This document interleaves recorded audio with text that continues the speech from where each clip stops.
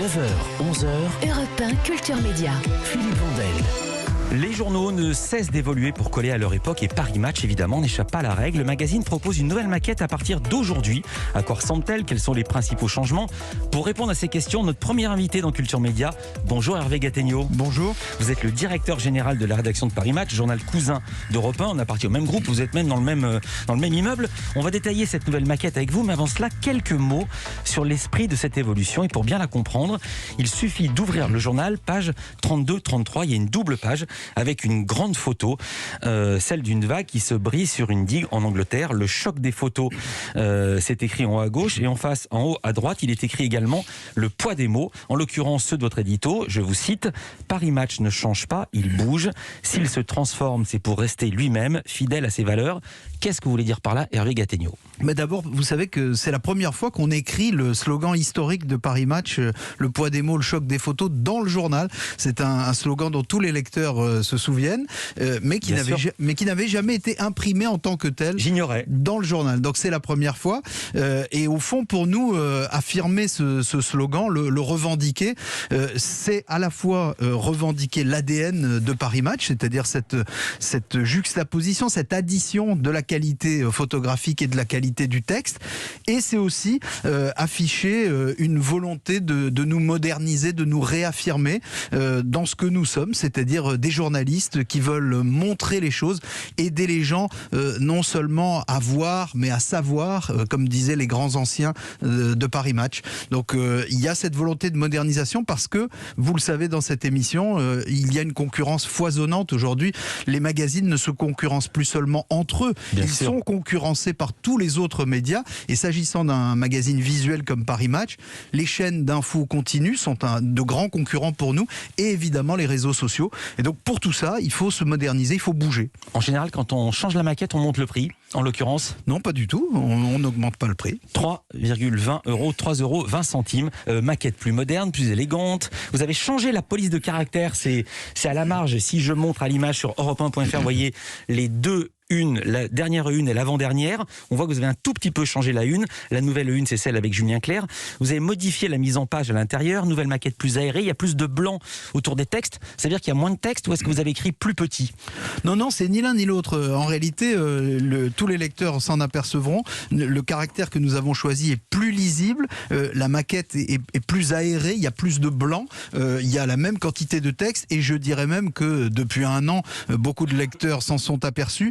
Nous avons renforcé le texte dans le magazine, donc nous publions des enquêtes ou des reportages sensiblement plus longs qu'auparavant, quitte parfois à retrancher un sujet. C'est-à-dire que là où il y avait en moyenne 10 enquêtes ou reportages dans ce que nous appelons le cœur du magazine, la partie centrale, aujourd'hui parfois il y en a 8, parfois 9, parce que les textes sont plus longs.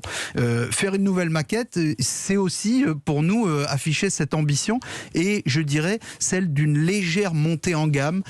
Paris Match reste tel qu'il est, vous m'avez cité gentiment, Paris Match reste un magazine grand public de qualité. C'est cette équation-là à laquelle nous tenons, mais néanmoins, une légère montée en gamme, donc avec plus de lisibilité et, nous l'espérons, plus d'élégance dans cette nouvelle maquette. Ouais, on va parler du rythme maintenant. Le journal évolue également sur ce plan-là. Il y a 3 grandes parties: la semaine de match, actualité et enfin vivre, clairement annoncé, clairement identifié.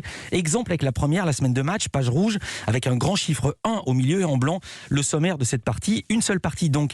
Là, avant, où il y en avait 3, qu'est-ce qu'on va y trouver ? Alors on trouve dans cette grande rubrique qui s'appelle la semaine de match, au fond la fusion, l'addition de ce qu'étaient les 3 rubriques introductives du magazine jusqu'à la semaine dernière, c'est-à-dire la culture, les personnalités, les people comme on dit, et la politique et l'économie. Aujourd'hui, tout cela constitue une seule grande rubrique, donc nous y apportons de la cohérence visuelle et journalistique, et cette grande rubrique, elle constitue en réalité ce qui est le spectre unique de Paris Match. Paris Match est le seul magazine qui existe probablement dans le monde qui traite à la fois l'actualité des people, des familles royales, mais aussi le reportage de guerre, la politique, l'investigation. C'est cette équation unique qui est vraiment l'ADN de Match, et c'est ce que nous affichons dans cette rubrique qui constitue désormais le début du magazine. On va y venir à l'investigation. Autre innovation dans Paris Match, d'abord, une nouvelle rubrique, les archives de Match. C'est dans les toutes dernières pages du magazine. Cette semaine, semaine, quand la photo entrait dans les prétoires, on voit des photos des grands procès quand c'était autorisé. Gaston Dominici en 54, qui se fait apostropher par son fils, Klaus Barbie en 87. Et à la lecture de ces pages, on se dit, mais comment Match a-t-il pu passer toutes ces années, pardon de ce compliment qui est aussi une critique, comment il a pu tenir toutes ces années sans mettre en valeur ces archives, ce patrimoine unique? Alors nous les mettions en valeur, ces archives qui sont en effet uniques au monde aujourd'hui, dans des expositions, de temps en temps dans des publications. Nous faisons beaucoup de hors-série. Non mais là c'est juste fort. Pardon de faire ce compliment alors qu'on est du même groupe, on va croire que c'est corporate. Mais moi j'ai tourné ça, j'étais absolument passionné. Ah oui, mais c'est passionnant et vous savez la visite... Bon, je vais poser la question différemment. Comment n'avez-vous pas eu l'idée avant? Ah bah écoutez, moi comme lecteur de Paris Match, c'est une idée que j'avais depuis très longtemps et donc j'ai pu la mettre en œuvre parce que je dirige cette rédaction et parce que beaucoup de gens dans la rédaction ont adhéré à ce projet et je pense que les lecteurs vont y adhérer. C'est en effet une photothèque absolument unique qui va nous permettre semaine après semaine de faire résonner des sujets d'actualité à la lumière des incomparables archives de Match. Je pense que ce sera un grand plaisir et ce sera une grande richesse. Et vous avez parlé des 3 piliers du magazine.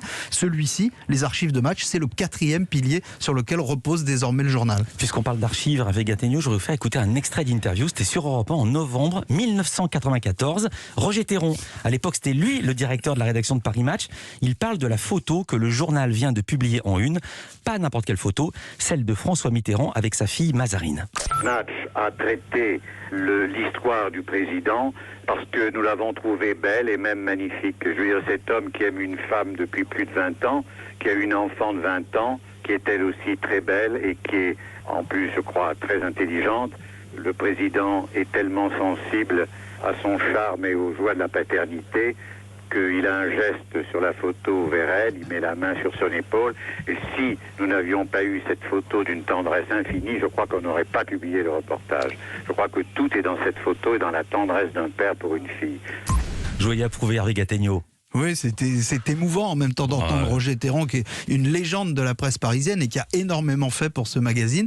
Et il a dit des choses très vraies, c'est-à-dire une volonté d'être offensif, de publier des scoops, qui est aussi une des grandes parties de l'ADN de Paris Match, mais aussi une forme de délicatesse, parce que Paris Match essaye toujours de respecter son lectorat et de respecter les personnalités dont il parle. Un des nombreux scoops de Match, vous allez en sortir d'autres, j'imagine, dans les mois qui viennent. Qu'est-ce que vous pouvez nous dire? Qu'est-ce que vous pouvez pas nous dire? En tout cas, ça reste dans l'ADN de Match que de sortir des scoops. Ah oui, ô combien on l'a fait ces derniers mois. On a publié une interview retentissante de Nafissatou Diallo. Je m'en souviens, on en avait parlé ici. Très récemment, une grande enquête sur l'affaire Olivier Duhamel. Donc bien sûr que nous enquêtons. Notre rédaction considère l'enquête comme un genre journalistique majeur. Et évidemment, je ne vous dirai rien des nombreux scoops que nous allons publier parce que sinon, ce serait plus des scoops, cher Philippe. Pas de journal sans petite polémique. Ça démarre dès ce matin. Parmi les infos que donnez dans ce nouveau numéro, en tout début, il y en a une qui concerne Vanessa Paradis.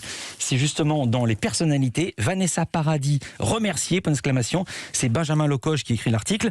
Et il écrit, fin décembre, la chanteuse apprenait que Barclay, sa maison de disques, lui rendait son contrat. Affirmation vigoureusement démentie hier soir par Universal Music, la maison mère de Barclay. Universal Music, je les cite, dément formellement ces allégations extrêmement graves et préjudiciables, dit-elle dans un communiqué. Que répondez-vous ce matin? Alors nous publions bien entendu le démenti d'Universal. De ce que je crois comprendre, parce que tout ça date d'hier soir, de ce que je crois comprendre, Vanessa Paradis change de label. Exactement. Mais à l'intérieur d'Universal, et donc j'ai l'impression qu'Universal a précipité une annonce hier soir de la création d'un nouveau label dans lequel la maison de disques récupère Vanessa Paradis parmi d'autres chanteurs. Notre petite enquête, notre petit article s'appuyait sur plusieurs sources internes et externes. Nous prenons acte du démenti d'Universal. Voilà, le nouveau label, il s'appelle Romance. On y trouvera également Vanessa Paradis, mais Angèle, Juliette Armanet, Jane Birkin, Carla Bruni, Hervé, Bernard Lavillier, Étienne Dao et d'autres. On voit là la force de Match. C'est votre info qui a précipité le communiqué, dites-vous? J'ai vraiment cette impression, mais maintenant, moi, je ne suis pas à l'intérieur de la maison de disques. En tout cas, la chronologie donne à le penser. Dernière question, est-ce que ces changements concernent également le site site internet de Paris Match? Alors le site internet va évidemment s'adapter à notre nouvelle ambition visuelle petit à petit. Et puis il y aura beaucoup de projets numériques au cours de cette année pour Paris Match, beaucoup de déclinaisons, d'initiatives. Nous avons lancé une newsletter quotidienne il y a quelques mois qui marche très bien et nous allons en lancer d'autres parce que évidemment Paris Match doit aussi affronter toutes les concurrences sur tous les supports. Et comme vous le savez, le numérique est un enjeu décisif pour les magazines et pour l'ensemble de la presse écrite. Merci beaucoup Hervé Gattegno. Paris Match qui bouge, qui évolue. Nouveau numéro, nouvelle maquette en kiosque aujourd'hui avec Julien Clerc et Hélène Grémillon, son épouse, en couverture. Julien Clerc qui sera à votre place demain. Hervé Gattegno, merci d'avoir été avec nous en direct.